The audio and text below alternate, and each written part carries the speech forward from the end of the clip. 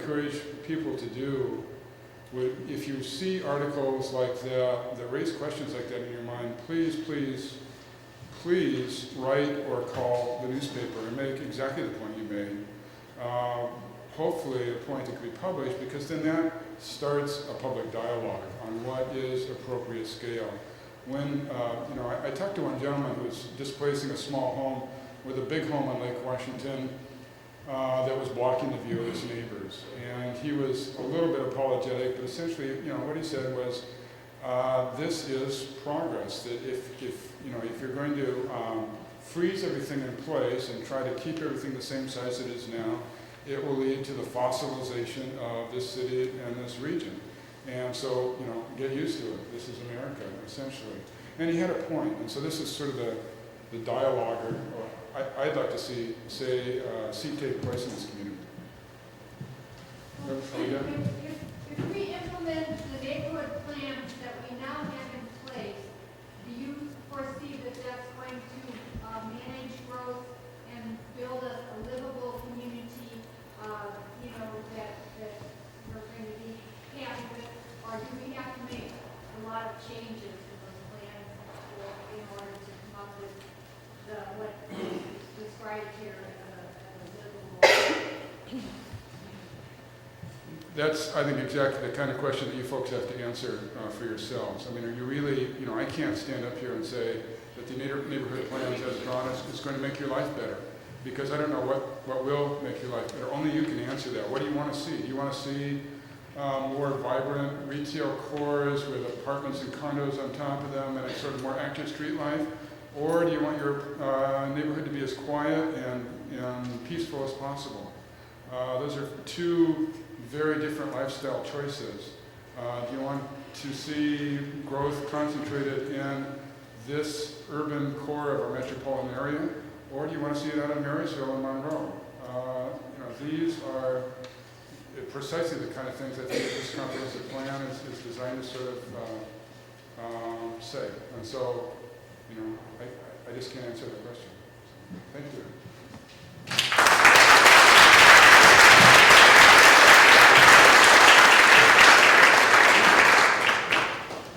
Thank you, Bill, for addressing questions and for your provocative work on growth management in the Seattle area and this region. Before we get to the staff presentation, I'd like to present the city's new planning director, John Ramnath, to say a few words.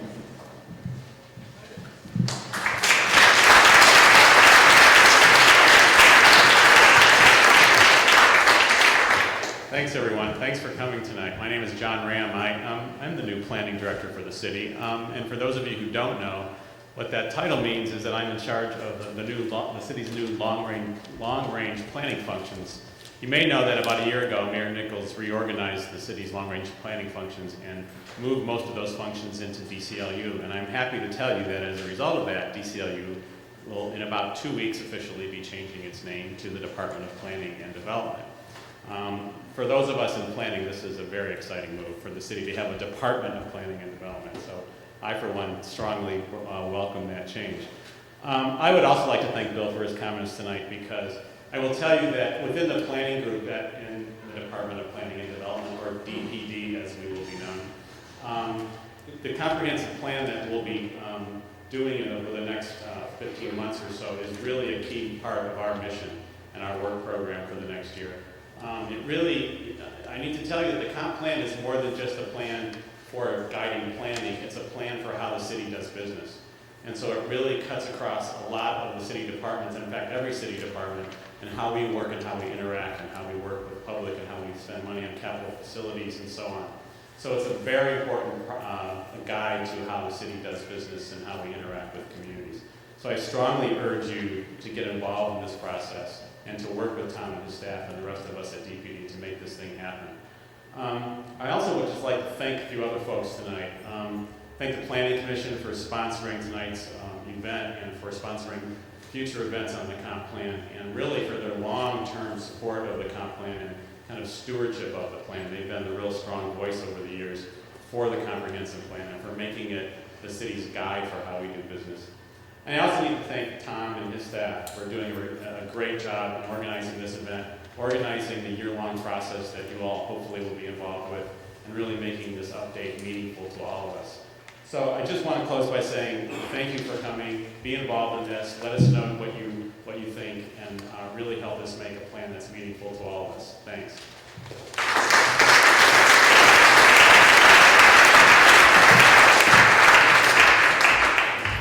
Now I'd like to introduce Tom Hubbard. Okay, had to ask. And the city's comprehensive plan manager, who will present some additional background on the comp plan and describe the 2004 update process.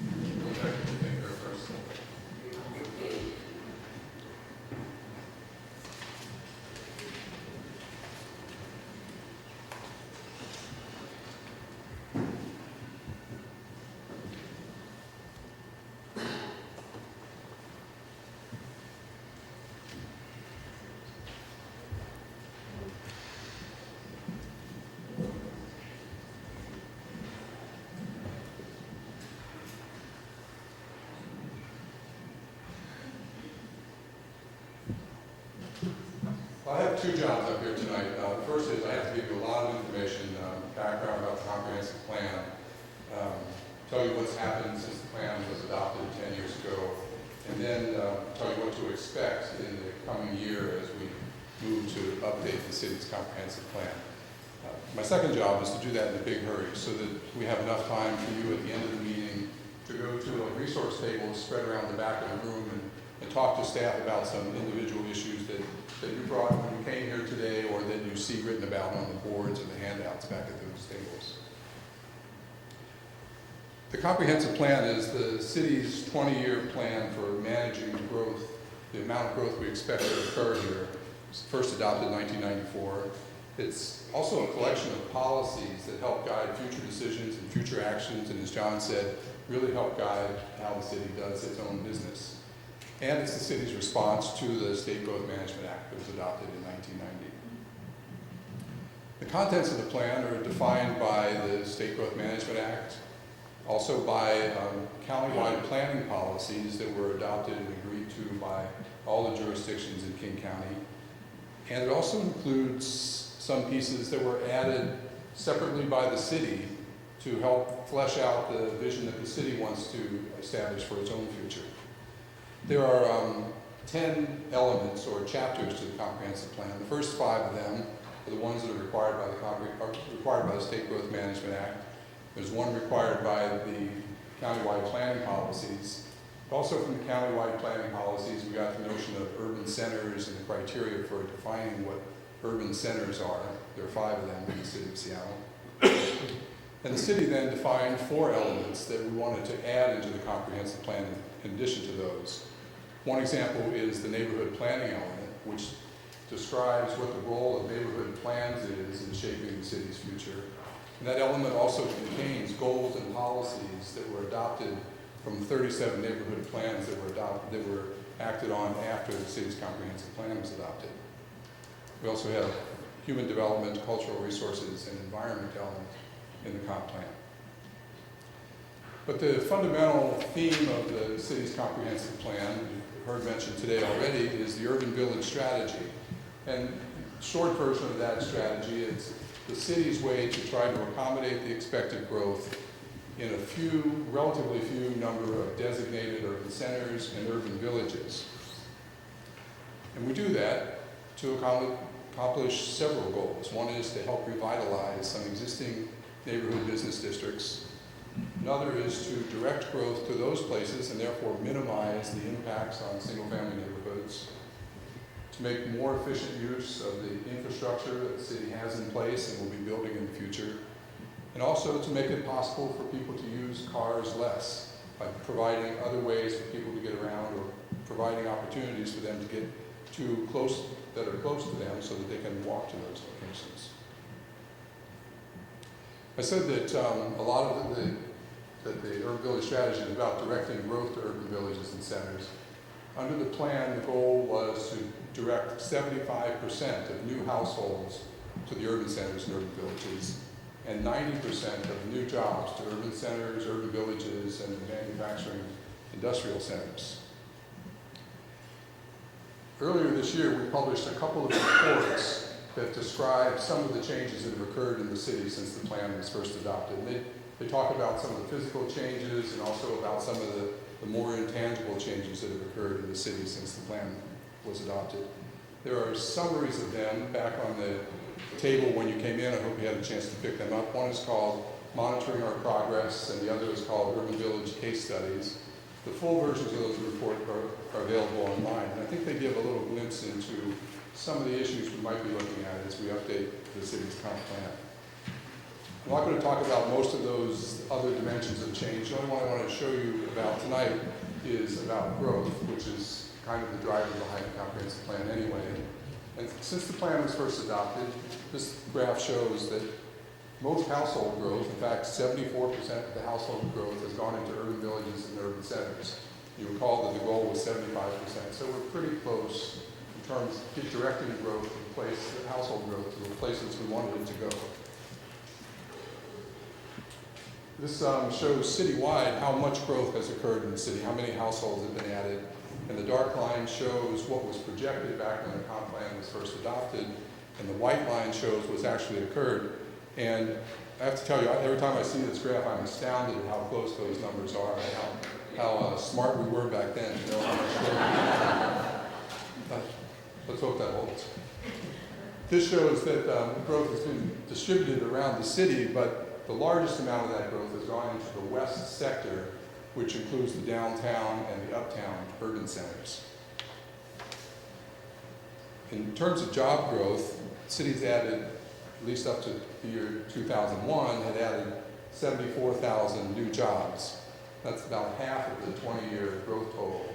And it meant that those jobs, about 87% of those jobs went into the urban centers, urban villages, and manufacturing industrial centers. You'll recall our goal was 90%. Again, we came pretty close on that one. A lot of those jobs are in the service sectors, but that term can be somewhat deceptive. In the past, I think people considered service sector to be typically low-paying jobs, burger flippers, and other kinds of service workers. The service sector, the way it's defined, also includes a lot of high-tech jobs as well, and software jobs. And so it's hard to draw too many conclusions from that final statistic there.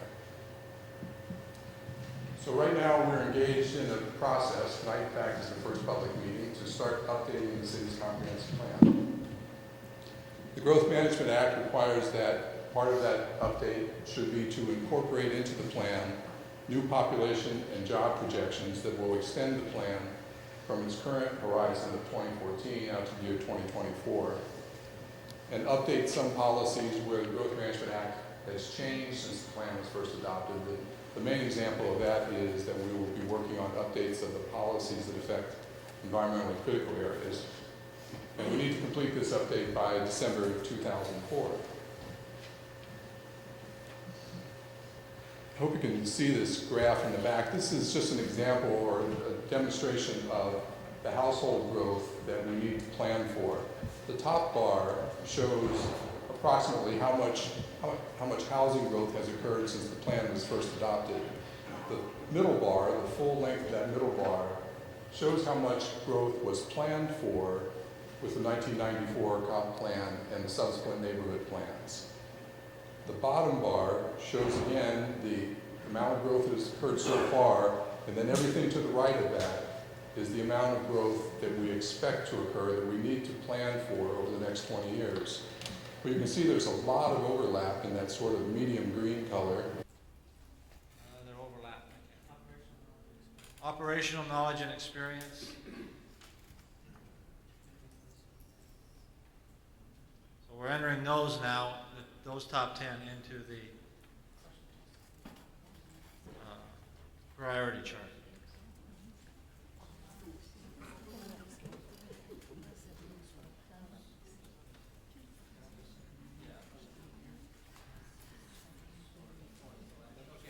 So honesty and integrity, good listener, implement fair treatment, good communicator, sensitivity to cultural diversity, an accountable decision maker, works under pressure, good manager, experience with diversity, street experience, strong sense of social justice. Those are the top 10. Then operational knowledge and experience, community policing, experience with innovative community policing.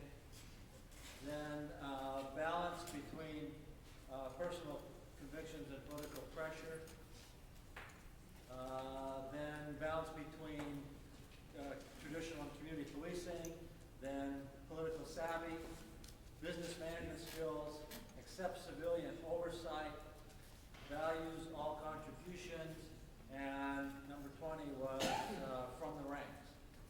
And once again, on the 6-point scale, number 20 was a 3.1. So even the number 20 was on the positive, important side of the 6-point scale. So again, they're all important, but there's kind of a break there. All of the top 10 are about 5 or better on average, and then it drops down into the 4. So there's a natural kind of a break at number 10.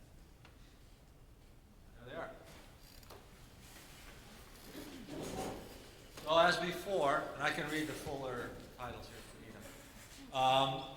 Indicate your top priority. Which characteristic of these 10 is the single most important that you think the new chief should have?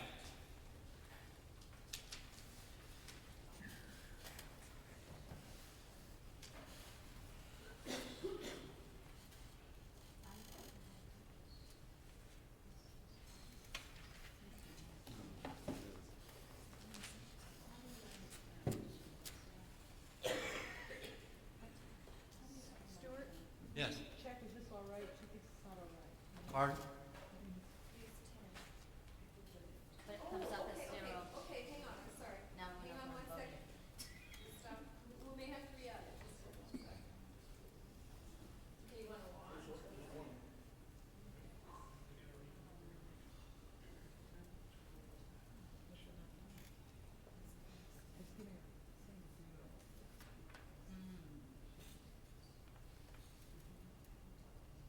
Yes, Tim.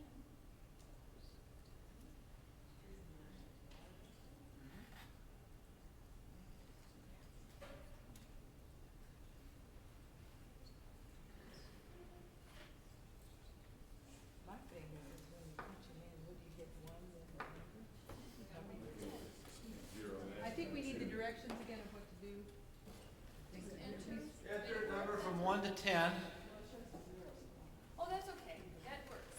It's So if you think 7 is most important, you say 7, and Yes. then you go to 3, and then you go to But you 9. go to 7 now. You only do one number. One at a time. Okay. One at a What do you think time. is the most important? Most important, enter the number. Are we Doing this one again? Yes, we do. Yeah, I'm sorry. This is number 1 again.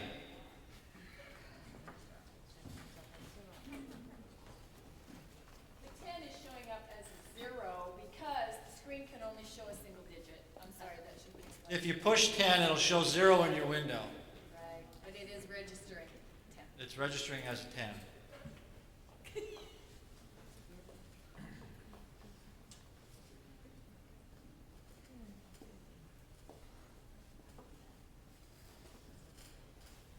So everybody should have voted for their number 1 priority.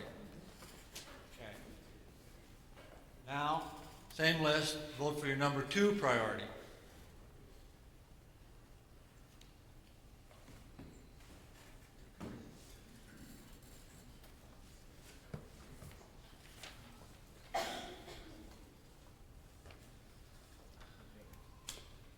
Is this your final answer? Can I call my lifeline? Yeah.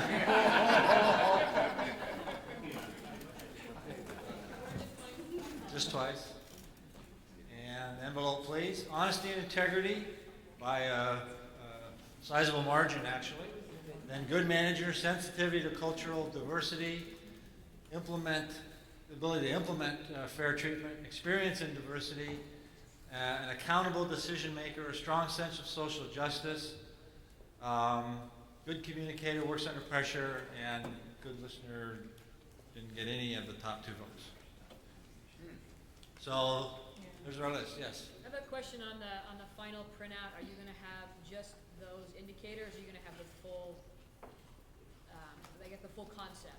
We'll get the first and second choice separately and combined. All the tests. And all the text, yes. Yes.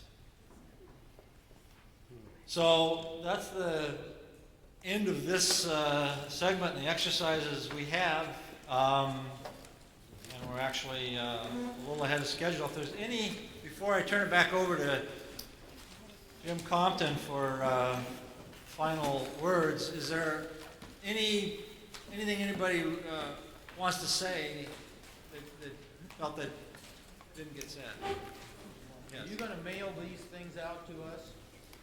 You know, I'm not sure what's going to happen. We're going to produce a report, and I'm sure it's going to be available. I'm just not sure about the mechanics of how that all works. Let's try to, expectedly, we'll try to mail a copy to everybody. We'll try to mail a copy to everyone who was here. We will mail. We will. We'll not only try, we will. And this, my final, just one last word. I just want to let everybody know, these are not souvenirs. Yeah.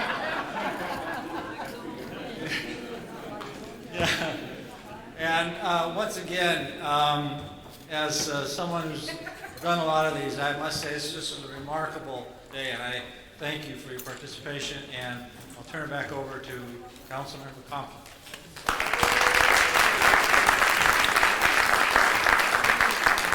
I just want to say, before Bill says something, this exceeded all my expectations, and I think we really found some stuff out that's going to be very valuable in the search. I will never again think of this question in the same way. Do you have personal convictions? That's just amazing. And yes, I do respect and value all contributions. Incredible. But this was a success for a number of reasons to me. There were 10 sworn and unsworn employees of the police department here. That's very important. There were 12 members of the search committee who came and watched.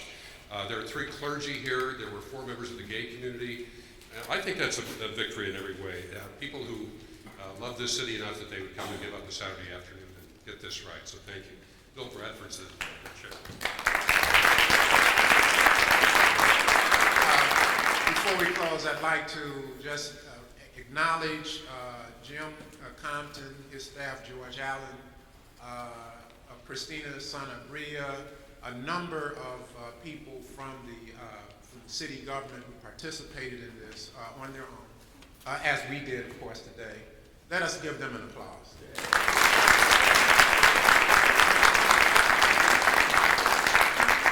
On your way out, we've had some citizen input, of course, before this from our community forums, and on these green sheets are sort of summaries of the input that we got from citizens in terms of what do you think are the most important characteristics that Seattle should seek in choosing a new police chief, and then the issues also on the second page.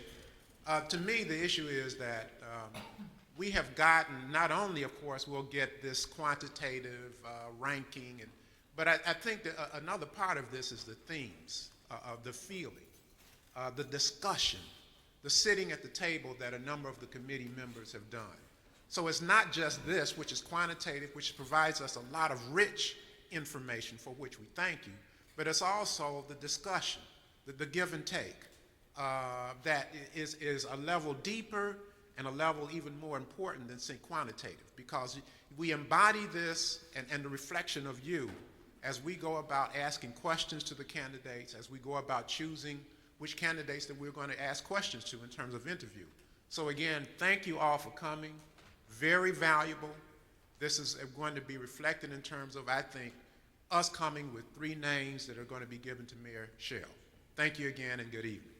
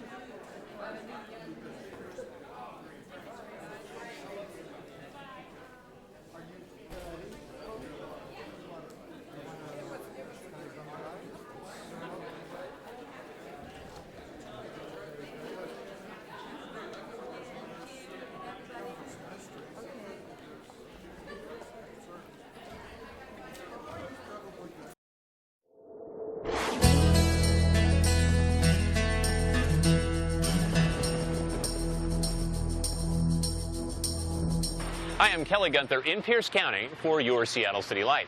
And I'm standing in front of an old landfill. Now, why am I here? Well, I've got three stories to tell you about. For one, the old Hidden Valley landfill is actually a source of green, renewable energy. Our second story we're going to tell you about is how you can make a little green yourself from an old refrigerator running in your basement. And finally, we're going to tell you how the utility uses computer modeling and a little bit of stardust to determine how much water is going to end up behind their dam reservoirs. But first, here's a message from City Light about the Green Up program. Hi, I'm Jim Castillo. Do you know what the latest trend in home improvement is? It's not new countertops, it's not paint, but it is green. Green power for your home. New renewable energy from sources like the wind and methane. You can green up Seattle one home at a time. To join Green Up or for more green home improvement ideas, visit seattlecan.org. The Hidden Valley landfill in Puyallup accepted garbage from area customers for decades. But about 10 years ago, the landfill closed, and it's now part of Seattle City Light's Green Up program. That's right, the garbage buried below this massive mound is giving back. This rotting refuse actually produces green energy that Seattle City Light is investing in. Well, the white lines that you see up on the hillside there, which is actually the closed landfill itself, it's what we call a gas header system. John Rogers is the man in charge around here and tells us all these white pipes snaking across the old landfill are carrying methane gas. Methane gas is a natural byproduct of waste decomposition, so it's very critical that the methane gas generation is controlled. This system enables control of that gas as well as provides a beneficial end use, which is the production of electricity. The beauty of this system is that the gas would have to be captured anyway for safety reasons, and LRI, the company behind the energy plant, decided instead to harness it. There are two big environmental benefits to that. The first is it's an excellent green energy source. If we had homes directly connected to this facility, we could supply enough electricity at our peak capacity for about 250 homes. The second is that methane is a greenhouse gas, and this process keeps it from escaping. The gas that we're currently using to generate electricity would be emitting to the atmosphere. Carbon dioxide and methane, those are all greenhouse gas contributors.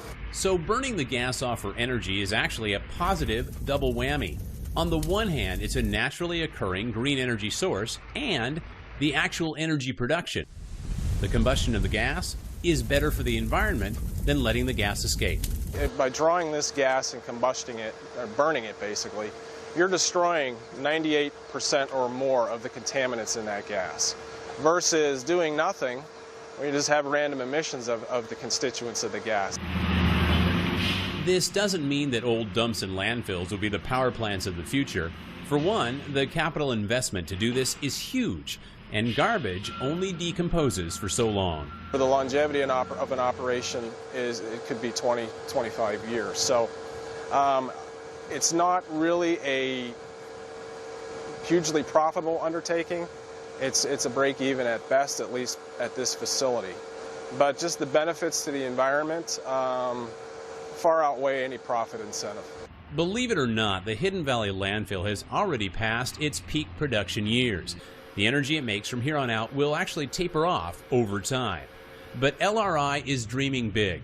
This is only one of quite a few landfills they own, and they're planning on future methane gas harvesting not just for electricity, but fueling their trucks as well. It makes a beneficial end use of a byproduct of a landfill, and again controls the emissions and helps reduce methane or greenhouse gas generation, not only from the landfill, but by fueling our trucks on compressed natural gas, we obviously reduce the need for hydrocarbon fuel, oil, diesel, and also reduce the emissions those vehicles produce.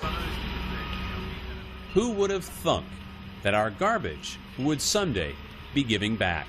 I'm Kelly Gunther for Seattle City Light. If you want to be really green and earn some green as well, this story is for you. Connie McDougall tells us that the utility will actually haul away that old fridge lurking in your basement and pay you to boot. Warning! Those old refrigerators hooked up in garages and basements are environmental time bombs. But relax, Seattle City Light is working to defuse them. Here's some background. Old refrigerators contain internationally banned substances called CFCs.